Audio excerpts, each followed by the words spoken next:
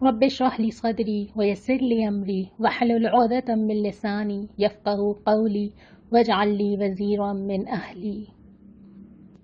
پارہ نمبر 17 آج ہم پڑھیں گے۔ میں نے کل آپ سے سوال کیا تھا کہ سورہ کہف کی روشنی میں جو 6 چیزیں ہمیں بتائی گئی تھیں جن سے ہم دجال کے فتنے سے بچ سکتے ہیں، ان 6 چیزوں کے لیے آپ نے کیا سوچا ہے کہ آپ کیا کریں گے؟ بہت سارے جوابات آپ نے دیے، اس کو یہاں سم اپ کرنا تو ممکن بھی نہیں تھا، اور وہ ظاہری بات ہے کہ ہر ایک کے لیے مختلف چیلنجز ہیں، ہر ایک کی مختلف پلاننگ ہے۔ عمل صالح کرنا ہے، اللہ کی کتاب سے بھی جڑنا ہے، دنیا سے اپنے آپ کو بچانا بھی ہے، آخرت کی تیاری بھی کرنی ہے، صبر بھی کرنا ہے، اور ایسے لوگوں سے اپنے آپ کو جوڑنا ہے جو اللہ کی طرف جانے میں ہمارے مددگار ہوں۔ بہت اچھے پلانز آپ نے اپنے لیے بنائے ہیں، اللہ تعالیٰ اس کو پورا کرے۔ میں اس کو یہ سوچ رہی تھی کہ یہ جو رمضان المبارک گزر رہا ہے، یہ ساری چیزیں کروا رہے ہیں ہم سے۔ آپ دیکھیے آپ کتنا عمل صالح آج کل کر رہے ہیں جو پہلے نہیں ہو پا رہا تھا۔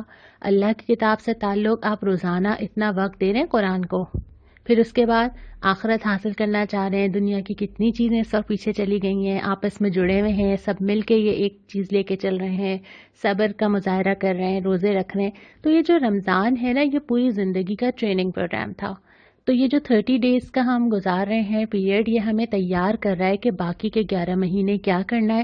تو جس طرح کی زندگی ابھی گزر رہی ہے، اسی زندگی کو اسی طرح گزارنا ہے۔ یہ بھی ذہن میں رکھیے کہ یہ دجال سے بچنا ہی صرف نہیں، بلکہ زندگی کے لیے انتہائی اہم چیزیں ہیں جس کے بغیر کوئی مومن نجات پا ہی نہیں سکتا۔ تو اصل میں تو ان چیزوں کی وجہ سے انسان کا مائنڈ سیٹ اور لائف سٹائل دونوں چینج ہو جاتے ہیں۔ تو یہ دونوں چیزیں تو مجھے بدلنی ہی ہیں آخرت کے لیے اگر مجھے تیاری کرنی ہے۔ کچھ لوگوں نے مجھ سے یہ بھی پوچھا ہے کہ ہم کتاب اللہ سے تعلق کے لیے کیا کریں، رمضان کے بعد کیسے رکھیں۔ تو ہم انشاءاللہ تعالیٰ اس کے آپ کے مشورے ہم چاہتے ہیں، آپ دیجئے مشورے۔ آپ کا کیا خیال ہے کہ آپ اس قرآن کو رمضان کے بعد کتنا ٹائم دیں گے؟ آپ کو لگتا ہے کہ اس وقت اگر ہم روزانہ آپ تلاوت کر رہے ہوں گے، ترجمہ پڑھ رہے ہوں گے، آپ کو لگتا ہے کہ جب ایک دفعہ رمضان ختم ہو جائے گا، لاک ڈاؤن ختم ہو جائے گا، زندگی کھل جائے گی، اس کے بعد بھی ہم قرآن کو ٹائم دیں گے؟ آج سوچئے، فیصلہ کیجئے، اللہ سے مدد مانگیے اور قدم رکھ دیجئے، آگے اللہ تعالیٰ خود ہی آسان کر دے گا۔ پارہ نمبر 17 سورہ انبیاء شروع ہوتی ہے، اور یہ پارہ 2 صورتوں پر مشتمل ہے۔ آدھے سے پارے میں سورہ انبیاء ہے اور آدھے سے پارے میں سورہ حج ہے۔ سورہ انبیاء مکی صورت ہے، اور ابتدا ہی میں فرمایا گیا کہ لوگوں کو لعب نے غفلت میں ڈال رکھا ہے۔ کیا چیز ہے یہ لعب؟ لعب کہتے ہیں اس چیز کو جو انسان کے کسی کام کی نہ ہو، جس میں انسان وقت لگا دے، کچھ حاصل نہیں ہو رہا، بہت سارا زندگی کا حصہ اس میں صرف کر دے، ایٹ دی اینڈ وہ بیکار چیز ہے جس نے انسان کو کچھ نہیں دینا۔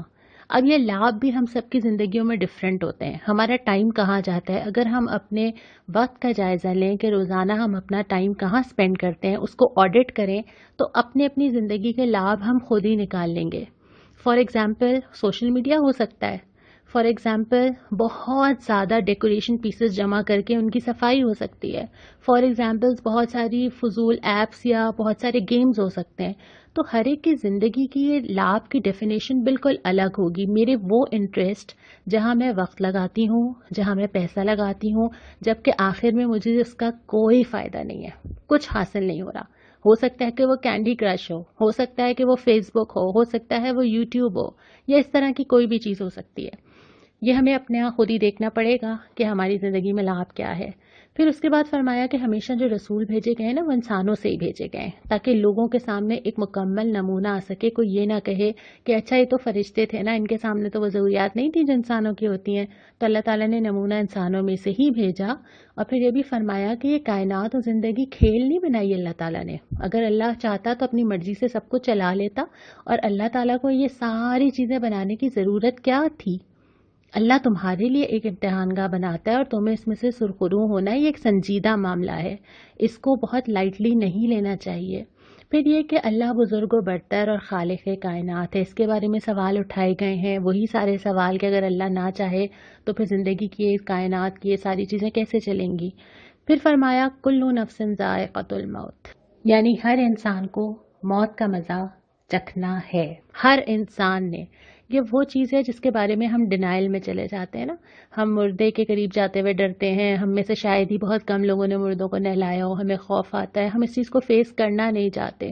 لیکن یہ ہونا ہے. یہ نہ پہلے کوئی رکا ہے, نہ آئندہ کسی کے ساتھ ہوگا.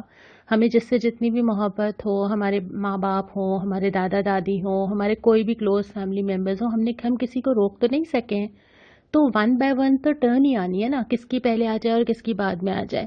تو یہ تو ممکن ہی نہیں ہے کہ انسان اس سے بھاگ سکے. اس کے بعد ایک چیز اللہ تعالیٰ نے پوچھی تھی جو کہ مجھے بھی بہت محسوس ہوئی اور شاید آپ کو بھی, کہ اگر اللہ تمہارے لیے زمین کو تنگ کر دے, تم دیکھتے نہیں ہو کہ اللہ زمین کو تنگ کرتا چلا جا رہا ہے. یہ زمین کا تنگ کرنا کیا ہوتا ہے؟ گھروں میں موجود ہے, نکل ہی نہیں سکتے. پارکس موجود ہیں, نہیں جا سکتے. مالز موجود ہیں, نہیں جا سکتے. ملک سے باہر جانا چاہتے ہیں, نہیں جا سکتے. چھٹیاں آ رہی ہیں, گھومنے نہیں جا سکتے. فیملیز ڈیوائیڈ ہوئی ہوئی ہیں, آپس میں مل نہیں سکتی.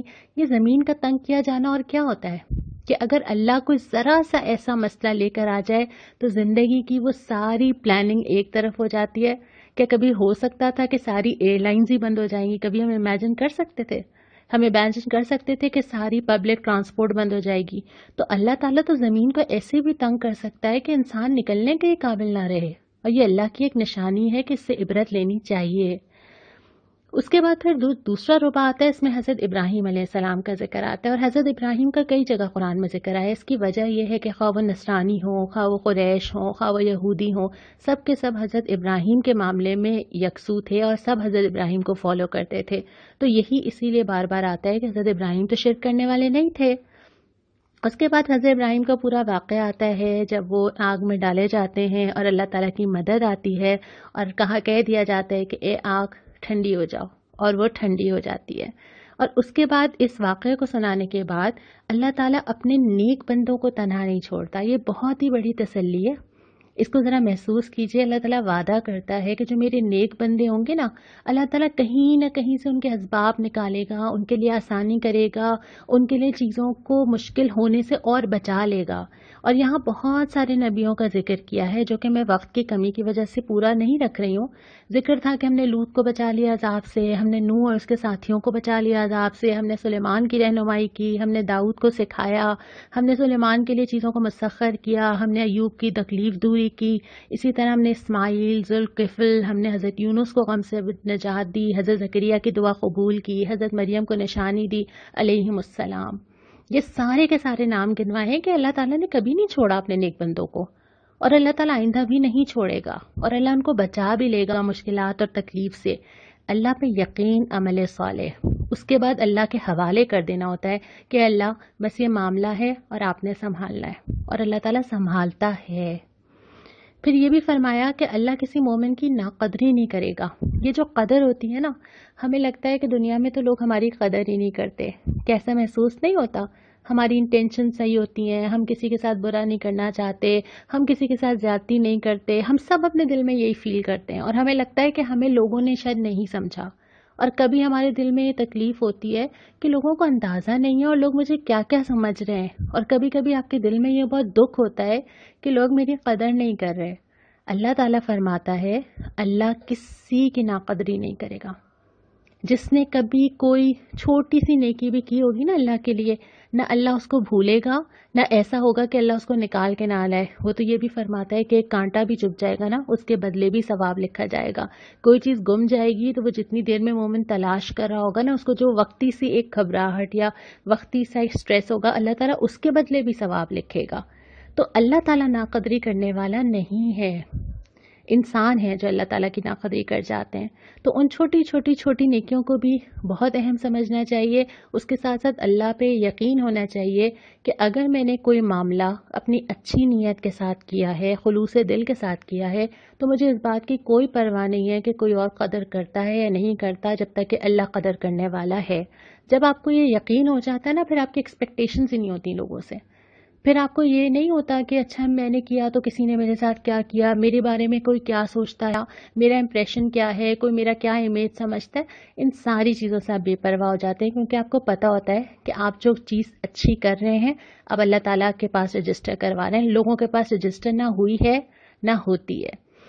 اس کے بعد پھر فرمایا کہ قیامت کے دن سب کے سب اللہ کے سامنے پیش ہو جائیں گے, ہر چیز لے کر, اپنا اعمال نامہ لے کر خدا کے حضور پیش ہوں گے، سارے جواب دیں گے، ایک ایک چیز نکالی جائے گی، پوچھا جائے گا آ گئے، اور وہ کہیں گے کہ ہاں ہم آ گئے۔ پھر نبی کریم صلی اللہ علیہ وسلم کی بعثت کو اللہ کی نعمت قرار دیا گیا ہے کہ اللہ نے تمہارے اوپر بہت بڑا احسان کیا ہے کہ اللہ کا نبی بھیجا ہے تو تمہیں ہر چیز سکھا گیا، ہر چیز کی تعلیم دے دی۔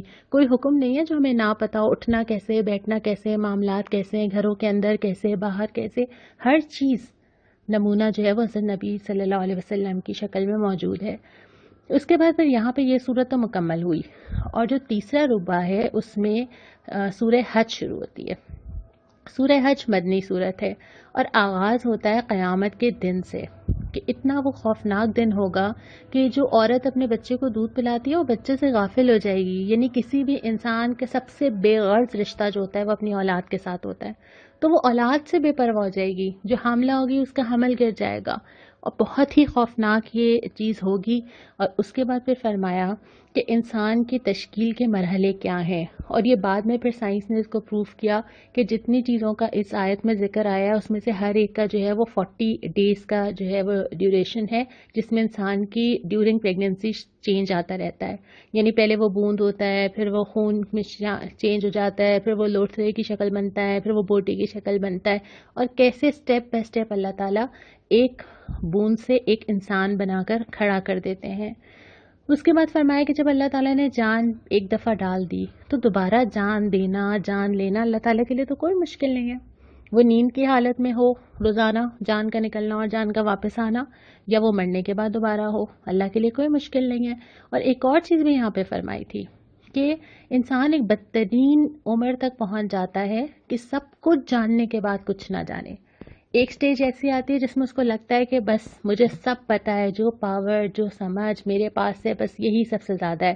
پھر جب آپ مڈ لائف سے گزرتے ہیں تو آپ کو پتہ چل جاتا ہے کہ چیزیں آپ کے ہاتھ سے سلپ ہو رہی ہیں اور آپ ان کو روک نہیں پاتے۔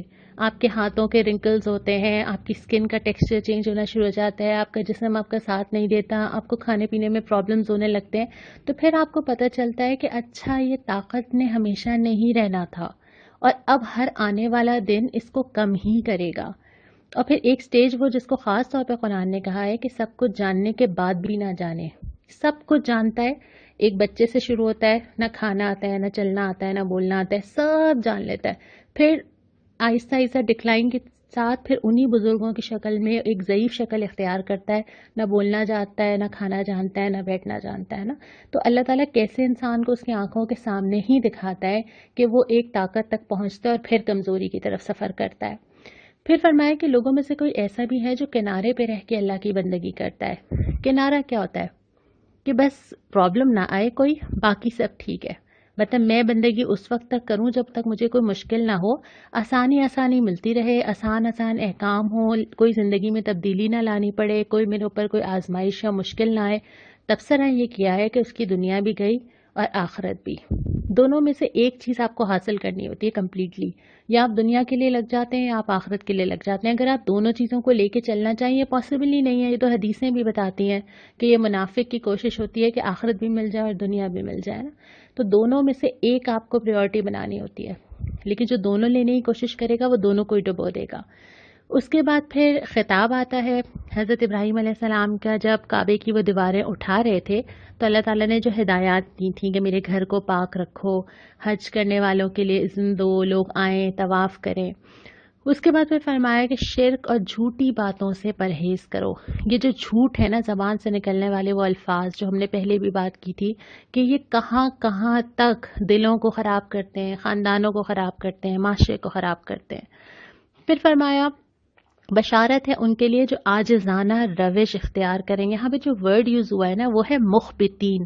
مخبتین اس کو کہتے ہیں جو سرنڈر کر دے، چھوڑ دے، اپنے آپ کو حوالے کر دے، اپنی میں کو مٹا دے، اور اللہ کے لیے جو یہ کام کر لینا اس کے لیے بشارت ہے کہ جو اپنے آپ کو اللہ کے لیے سرنڈر کر دے اور اللہ تعالیٰ سے پوچھے۔ جب ہم قرآن اٹھاتے ہیں تو ایکچولی جو مطلوب ہوتا ہے وہ یہ ہوتا ہے کہ اب ہم سرنڈر کر کے اللہ تعالیٰ سے پوچھیں، جی مجھے بتائیے مجھے اب کیا کرنا ہے۔ ہم سب جو قرآن سن رہے ہیں ہم کس لیے سن رہے ہیں؟ کیا اس لیے کہ ہم ایک دفعہ سنیں گے اور نیکیاں کمائیں گے اور زندگی ویسی ہی چلتی رہے گی؟ نہیں، زندگی ویسی نہیں چلے گی۔ تو اس چیز کو یہاں پہ فرمایا ہے کہ جو عاجزی اختیار کریں اور وہ اپنی میں مٹا کے اللہ کے سامنے झुक जाएं। फिर कुर्बानी के जानवरों का जिक्र किया कि अल्लाह ताला को कुर्बानी का जानवर नहीं पहुंचता है बल्कि तकवा पहुंचता है, और यही उसूल सारी इबादत के अंदर है कि वो जो ज़ाहिरी चीज़ें हैं ना वो एक हद तक मैटर करती हैं, लेकिन उससे ज़्यादा मैटर ये करता है कि तुम्हारा दिल कहाँ है और अल्लाह से तुम्हारा ताल्लुक़ कैसा है। फिर चौथा रुबा शुरू होता है और ये सूरह हज का सेकंड हाफ है। अल्लाह ताला ज़रूर उन लोगों की मदद करेगा जो उसकी मदद करते हैं।